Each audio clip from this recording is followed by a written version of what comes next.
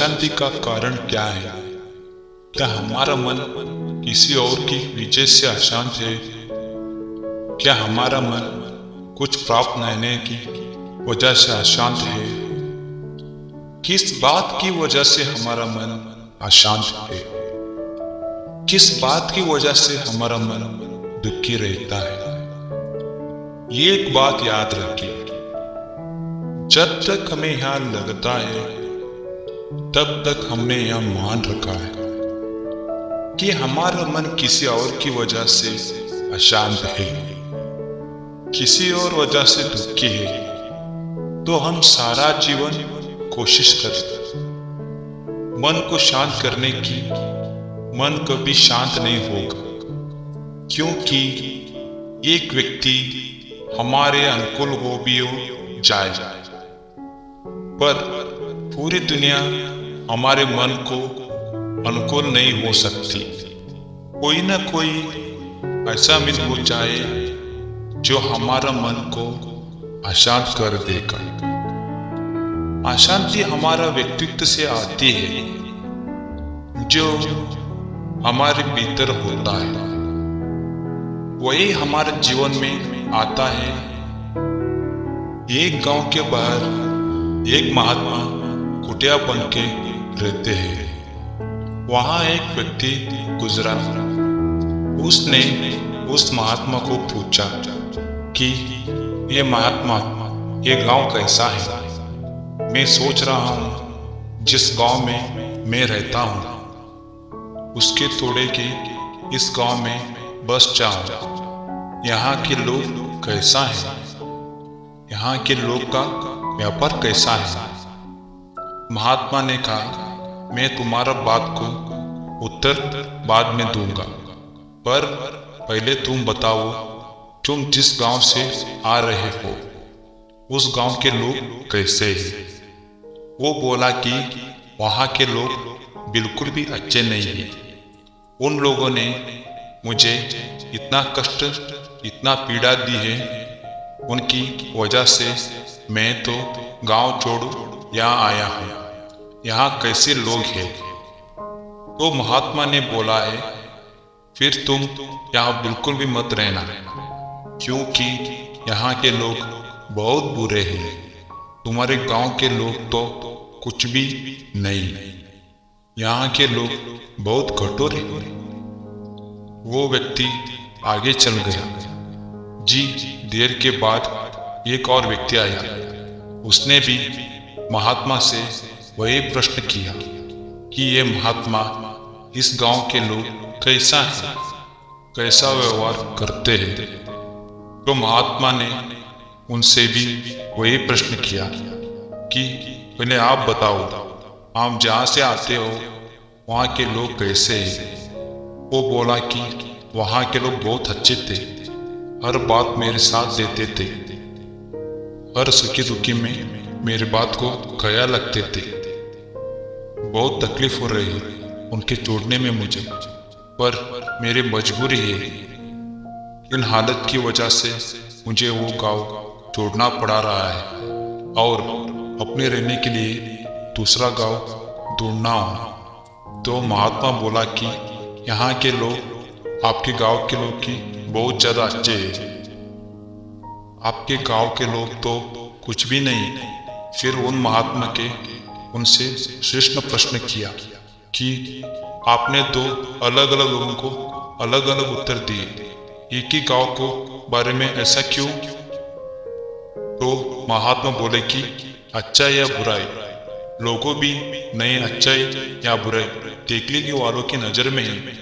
जिस इंसान से सब लोग बुरे लगते हैं, चाहे वो कभी भी चल जाए, कितना भी जगह बदल लो, पर अपना वही मन हर जगह साथ लेके जाएगा। जिस इंसान को हर जगह अच्छे ही दिखते हैं, चाहे वो कैसा भी जाए, जहाँ कैसा भी परिस्थितियों में जाए, उसको सब अच्छा ही लगता है। ये किस तरह के लोग होते हैं जो हर बात में शिकायत करते हैं, और ये किस तरह के लोग होते हैं जो हर बात में भगवान को धन्यवाद देते हैं। महाभारत की एक कथा है। भगवान कृष्ण ने दुर्योधन से कहा कि जाओ, पूरे शहर में जाओ, कोई अच्छा रूम लेके आओ जिसमें कोई भी दुर्गम नहीं हो, कोई भी बुराई नहीं हो, पूरी तरह से अच्छा भी बारी हुई जिसमें। और युधिष्ठिर से कहा, जाओ शहर में ढूंढ के लाओ और कोई बुरा व्यक्ति ढूंढ लेके आओ जिसमें कोई भी अच्छाई नहीं हो। उसके बाद 2-4 दिन दुर्योधन भी घूमता रहा, युधिष्ठिर भी घूमते रहा। दोनों वापस लौटकर कृष्णा के पास आए, दोनों खाली हाथ में। भगवान ने दुर्योधन से पूछा कि क्यों दुर्योधन, पूरे शहर में तुम्हें कोई अच्छा व्यक्ति नहीं मिला? दुर्योधन बोला है, क्या बताऊं मैं आपको, सही तो अभी रही नहीं गई है। हर जगह बुरे लोग बैठे हैं, पवित्र स्थानों में भी मुझे पखंडी लोग ही नजर आते हैं। हर जगह घटी और झूठ का व्यापार है, कोई अच्छा इंसान पूरे शहर में नहीं है। फिर युधिष्ठिर से पूछा है कि भगवान ने, क्यों युधिष्ठिर, तुम्हें पूरे शहर में कोई बुरा व्यक्ति नहीं मिला? युधिष्ठिर ने बोला कि भगवान, मैं जहाँ गया हर लोग दान पुण्य कर रहे हैं, भगवत चर्चा कर रहे हैं, शास्त्रों के पाठ कर रहे हैं, जप चल रहा है, साधु महात्मा योग कर रहा है, ध्यान कर रहा है। कहीं कोई व्यक्ति ये नहीं दिखा जो पाप में लगा हो, अधर्म में लगा हो। भगवान कृष्णा ने दोनों को सूचना दी कि अच्छा या बुरा शहर में नहीं, तुम लोगों की नजर में है। बाहर कोई अशांति का कारण हो तो एक बार शांति में बैठकर चिंतन करें और पता करें कि वो अशांति कहाँ से आ रही है। अशांति हमारे मन में एक प्रकट होती है। हम किसी व्यक्ति को, व्यापार को कैसा लेते हैं, किसी व्यक्ति ने हमें गाली दी, किसी दुश्मन ने गाली दी, उसका हृदय पे असर लगता पड़ता है। किसी मित्र के ने गाली दी, उसका हृदय पर असर अलग पड़ता है। अकेले में दी, उसके असर अलग पड़ता है। हम डिसाइड करने वाले हैं कि गाली किसने दी, कब दी, कैसा दी। तो असर में गाली लेने वाला हम, उसमें से अर्थ निकालने वाला हम है, उसमें मन को अशांत करने वाले हम हैं। हमें तब कोई अपमानित नहीं कर सकता जब तक हम खुद को अपमानित अनुभव न करें। हमारे मन की अशांति का कारण हमारे स्वयं के विचार है, स्वयं की इच्छाएं हैं। सबसे बड़ा जो अशांति का कारण हमारे मन है, वो तब होता है जब हमारी इच्छाओं को पूरी नहीं होती, जब हमारी इच्छाओं को बीच में, कामनाएं की बीच में लोगों और परिस्थितियों का रोकारोक बन जाती है।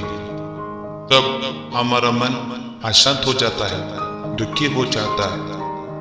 अगर हम अपने मन को हर परिस्थिति में कुछ अच्छा देखने वाली आदत डाल दें, हर चीज को कुछ अच्छा नजर आने लगा जाए, तो हमारा मन की सारी अशांति दूर हो जाए।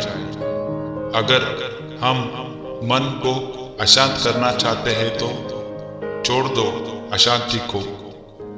हम ही पकड़ा है और छोड़ना भी हम ही पड़ता है।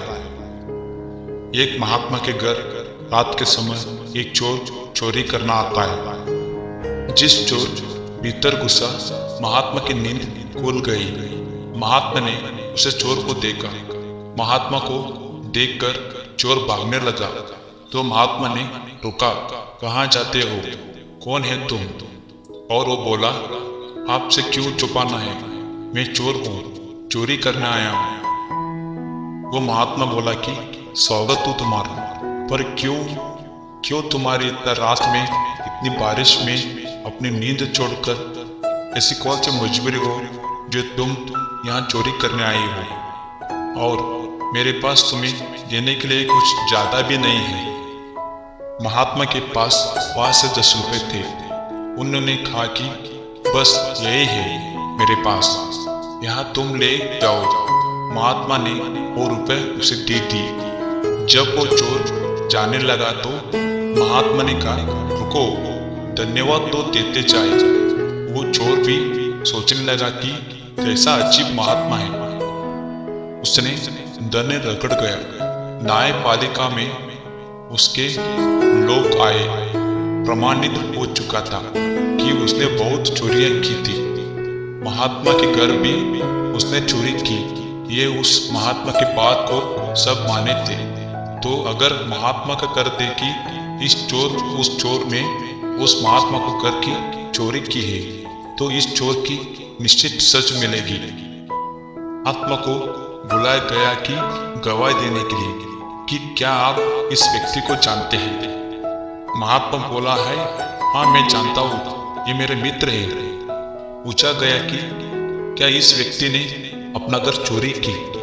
महात्मा बोले, नहीं, इसने मेरे घर चोरी नहीं की। एक बार इसने कुछ रुपए की जरूरत थी, ये मेरे पास आया, मैं इसको रुपए दिया, इसने मुझे धन्यवाद भी दिया, बस बात वही पूरी हो गई। चोरी का तो कोई सवाल ही नहीं। वो चोर महात्मा को चरणों में गिर गया कि रोने लगा और माफी मांगने लगा कि और आने लगा कि आपने मुझे क्यों बचाया। महात्मा बोला कि मुझे अब कोई चोरी नजर नहीं आता। जिस दिन मेरे भीतर का चोर मर गया, तब से मुझे कोई चोर नहीं लगता। मुझे सब अच्छे लगते हैं। जब तक हमारे भीतर दुख का बीज है, अशांति का बीज है, भीड़ का बीज है, तब तक बाहर के लोग कैसे भी बदल जाए, चीजों कैसे भी बदल जाए, हम सुखी ही नहीं पाएंगे।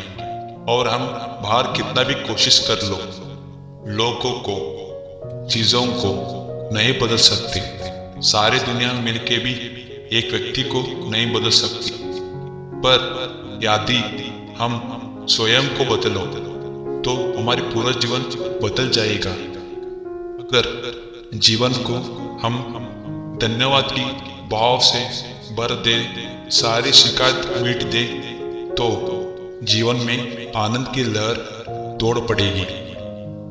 जीवन की हर कठिन से कठिन परिस्थितियों में भी हम कुछ अच्छा देखने की समझ प्राप्त कर ले, तो कोई जीवन का ऐसा क्षण नहीं बचेगी जिसमें दुख हमारे जीवन में श्रेष्ठ रह जाए।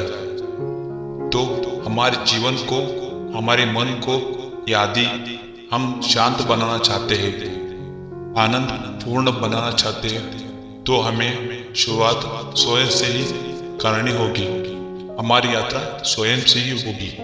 ये वीडियो पसंद आए तो लाइक करो, शेयर करो, कमेंट करो एंड सब्सक्राइब करो दोस्तों।